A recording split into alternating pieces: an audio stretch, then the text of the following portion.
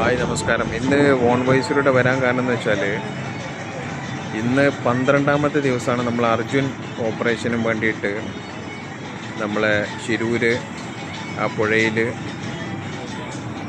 എന്തോന്നാ പറയുക, സൈനികർ വരെ നോക്കി നിൽക്കെ എത്ര മീറ്റർ ആഴത്തിലാണെന്നുണ്ടെങ്കിൽ ഞങ്ങൾ അർജുനെയും ലോറിയും കൊണ്ട് മാത്രമേ തിരിച്ചു വരൂ എന്നുള്ള പ്രതിജ്ഞ എടുത്തിട്ട് ഒരു എന്താ പറയുക, ഒരു കടൽ മത്സ്യത്തൊഴിലാളികൾ, നമ്മളെ കലാശികൾ, ഈശ്വരമാൽപ്പേ എന്ന് പറഞ്ഞൊരു വലിയ മനുഷ്യനും അവരെ കൂട്ടാളികളും ആ ഒരു പ്രതിജ്ഞയെ തയ്യാറെടുക്കുമ്പോൾ നമ്മൾ മനസ്സിലാക്കേണ്ടത് ഇതുപോലത്തുള്ള ഒരു ഡിസാസ്റ്റർ മാനേജ്മെൻറ്റ് നമ്മളെ നാട്ടിലും കേരളത്തിലും എന്നോ ഓപ്പൺ ചെയ്യേണ്ടതാണ്. അത് എല്ലാ രാഷ്ട്രീയ പാർട്ടികളും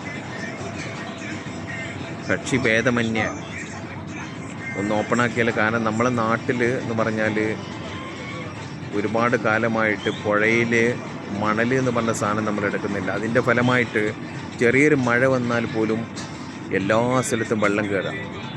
കുറേ കുത്തക മുതലാളിമാരുടെ താല്പര്യത്തിനനുസരിച്ചിട്ട് ഗവൺമെൻറ് അതിനെ സപ്പോർട്ട് ചെയ്തിട്ട് പുഴകളിലെ മണലെടുക്കാത്തതിൻ്റെ കാരണം ഒരുപാട് മലയിൽ മഴ പെയ്തിട്ട് കുത്തൊലിച്ച് വരുന്ന മണ്ണുകൾ മൂടിയിട്ട് ഭാരതപ്പുഴ മുതൽ കേരളത്തിലെ ഒട്ടുമിക്ക പുഴകൾ ഇപ്പോൾ എന്താണ് പറയുക, ആ ഒരു ലെവലും കഴിഞ്ഞിട്ട് മേലോട്ട് വരെ മണ്ണ് നിറഞ്ഞിട്ട് ചെറിയൊരു മഴ പെയ്താൽ സാധാരണക്കാർ, കുട്ടികൾ സ്കൂളിൽ പോകുമ്പോൾ വീട്ടുകളിൽ എല്ലായിടത്തും വെള്ളം കയറുന്ന സ്ഥിതിയാണുള്ളത്. അപ്പോൾ ഒന്നുകിൽ പുഴകളിൽ മണലെടുക്കാനുള്ള ആ ഒരു അനുവാദം ഗവൺമെൻറ് കൊടുക്കണം. കാരണം ഒരുപാട് രാഷ്ട്രീയ മുതലാളിമാരും കുത്തക മുതലാളിമാരും ഒരുപാട് ക്രഷറുകളും കാര്യങ്ങളും സ്വന്തം കയ്യിലാക്കിയിട്ട് അവർ ഈ മണലെടുക്കാനുള്ള ആവശ്യം നിരാകരിച്ചുകൊണ്ട് അവരെ സ്വന്തം പൈസ ഈശ വീർപ്പിക്കുന്നൊരു പരിപാടിയാണ് നമ്മൾ കേരളത്തിൽ കണ്ടുവരുന്നത്.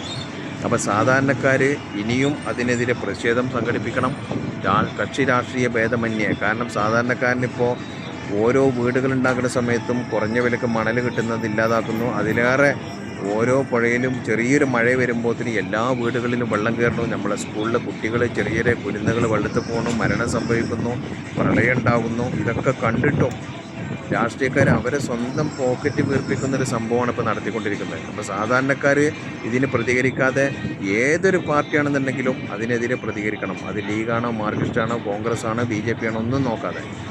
അപ്പോൾ അതേപോലെ തന്നെ ഈശ്വരമാൽപ്പയെ പോലുള്ള ആളുകളെ തിരഞ്ഞു പിടിച്ചിട്ട് നമ്മളെ നാട്ടുകളിലെ കലാശികളെ, കടലിൻ്റെ മക്കളെ അതേപോലെ ഡിസാസ്റ്റർ മാനേജ്മെൻറ്റിൽ ഉൾപ്പെടുത്തിക്കൊണ്ട് നല്ലൊരു റെസ്ക്യൂ ടീമിനെ നമ്മളെപ്പോഴും ഒരു സന്നദ്ധരായിട്ട് വെക്കാൻ വേണ്ടിയിട്ടും ഗവൺമെൻറ് ശ്രദ്ധിക്കണം എന്നുള്ളൊരു അപേക്ഷയും കൂടെ ഉണ്ട്. അപ്പോൾ അതുകൊണ്ട് വീണ്ടും അർജുനെ എത്രയും പെട്ടെന്ന്, ഇന്ന് 12ാം നാൾ കഴിഞ്ഞു, ഇതുവരെ കണ്ടെത്താൻ പറ്റിയിട്ടില്ല. അപ്പോൾ അതുകൊണ്ട് വീണ്ടും അവർ തെരച്ചിൽ നടത്തി എത്രയും പെട്ടെന്ന് നമ്മളെ സഹോദരനായ അർജുനെ കണ്ടെത്താൻ പറ്റട്ടെ എന്നുള്ളൊരു പ്രാർത്ഥനയോട് കൂടി എല്ലാവർക്കും നന്ദി. എല്ലാവരും സപ്പോർട്ട് ചെയ്യുക. Thank you.